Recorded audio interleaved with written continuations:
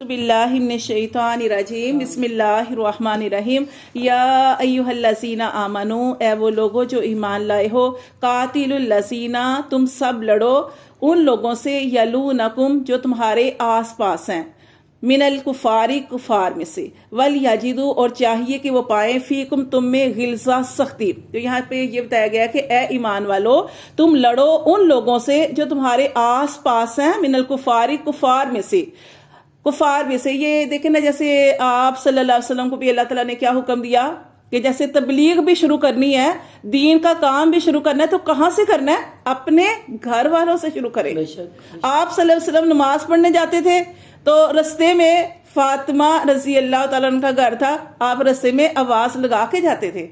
فکر بھی کرنی ہے تب سب سے پہلے کس کی کرنی ہے؟ اپنوں کی۔ پھر دیکھیں آپ صلی اللہ علیہ وسلم کو کیا اللہ تعالیٰ نے حکم دیا کہ اب آپ کی ذمہ داری ہے کہ آپ جو ہیں اپنے قرابت والے، مکہ والے سب کو ہی اللہ کا حکم پہنچا دیں۔ پھر آپ صلی اللہ علیہ وسلم باہر نکلے، پھر آپ کو پتہ ہے نا وہ واقعہ کہ صفا پہاڑی پہ گئے اور آپ صلی اللہ علیہ وسلم نے اعلان کیا اور سب کو بلایا، پھر دین کا کام جو تھا وہ آگے چلا، پھر آگے یہ کام بڑھتا گیا، پھر یعنی مکہ میں ہوا، پھر آس پاس ہوا، پھر آخرکار اتنا دین پھیلا کہ آپ صلی اللہ علیہ وسلم مدینہ شریف میں چلے گئے اور وہاں پہ بھی یہ کام جاری رہا۔ اور اسلام جو ہے قرآن مجید کے اندر ہے کہ قرآن مجید کے اندر اللہ تعالیٰ نے ارشاد فرمایا کہ آپ صلی اللہ علیہ وسلم اپنا سارا کام جو تھا وہ جو کچھ بھی اللہ کا حکم تھا وہ آگے پہنچا چکے، یعنی کامل اب ہمارے پاس ایمان آ گیا کہ ساری چیزیں نبی صلی اللہ علیہ وسلم نے ہمارے تک پہنچا دی ہیں کہ ہمیں اپنی زندگی کیسے گزارنی ہے، کیا چیزیں ہمارے لیے صحیح ہیں کیا نہیں ہے۔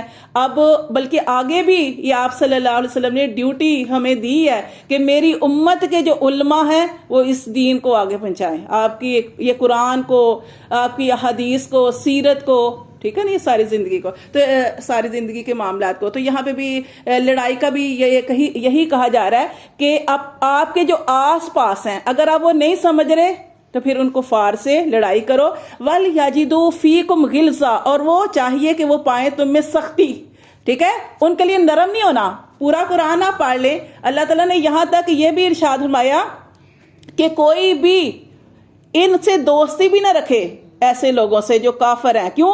وہ آپ کے کبھی بھی دلی دوست نہیں ہو سکتے۔ جب آپ کو کوئی خوشی پہنچتی ہے، ان کو تکلیف ہوتی ہے اور یہ اپنی انگلیاں کاٹتے ہیں غصے سے، تو یہ اللہ تعالیٰ نے قرآن مجید ان کا ذکر کیا۔ تو یہاں پہ یہ بتایا گیا کہ یہ وہ چاہیے کہ وہ پائیں تم میں سختی، وَعْلَمُوا، اور خوب جان لو، ان اللہ، بے شک کہ اللہ، مع المتقین، اللہ تعالیٰ پرہیزگاروں کے ساتھ ہے۔ وَإِذَا، اور جب ما انزلت، جب اتاری جاتی ہے سورتن، کوئی بھی سورت، فَمِنْهُمْ، تو ان میں سے کن میں سے؟ منافقوں میں سے، منافقوں میں سے، مَن یقولوا، کچھ ایسے ہیں جو کہتے ہیں، ایکم، کہ کس کو، زادتہ، زیادہ کیا ہے، ہاذہ، اس صورت نے، ایمانن، ایمان میں۔ تو یہاں پہ دیکھیں یہ بتایا گیا کہ جب آپ صلی اللہ علیہ وسلم کو کوئی نیا حکم ملتا نا تو آپ صلی اللہ علیہ وآلہ وسلم سب کو جمع کرتے، اور آپ دیکھیں کہ منافق کیا تھے، دل میں کچھ اور، زبان پہ کچھ اور ظاہر کچھ اور، ٹھیک ہے، ظاہر باطن میں فرق تھا۔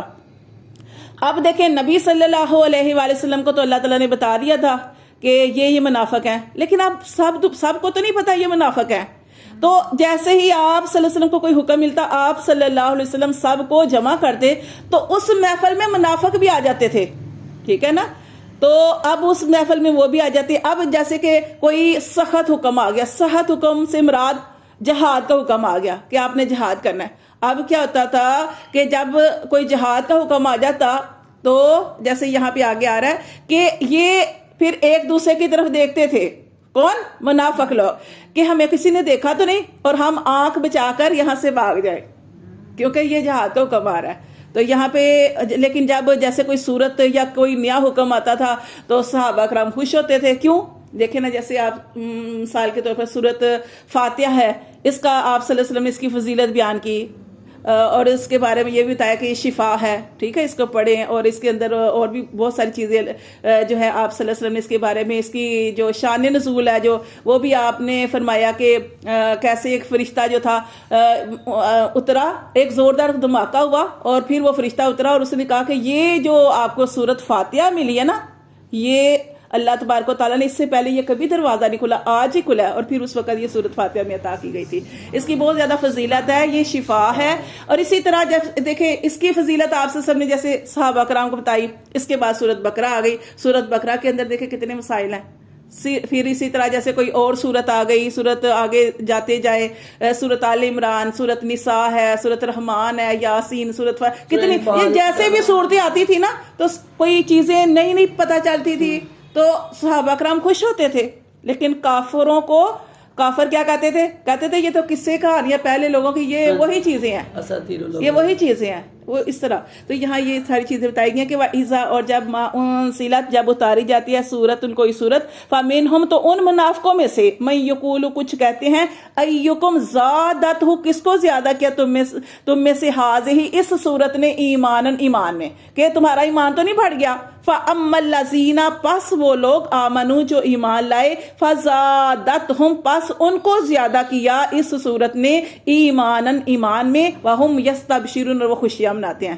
ٹھیک ہے نا، وہ خوشیاں مناتے ہیں. لیکن کافروں کا کوئی ایمان نہیں بڑھتا. وہ کیا کہتے ہیں یہ تو وہی چیزیں ہیں، پہلی سورت میں بھی وہی تھا، اگلی سورت میں بھی وہی قصے کہانیاں بیان ہیں. وَأَمَّا الَّذِينَ پس وہ لوگ فی قلوبہم جن کے دلوں میں مرض بیماری ہے، فزادتہم پس ان کو زیادہ کیا. کس نے؟ رجسن، اللہ تعالیٰ نے ان کو زیادہ کیا رجسن نپاکی میں، الا رجسہم طرف نپاکی کی، یعنی آگے ہی نپاک تھے ان کو اور نپاکی پلیدی میں بڑھا دیا. وماتو اور وہ مر گئے، وہم کافرون اور وہ کافر ہی مرے.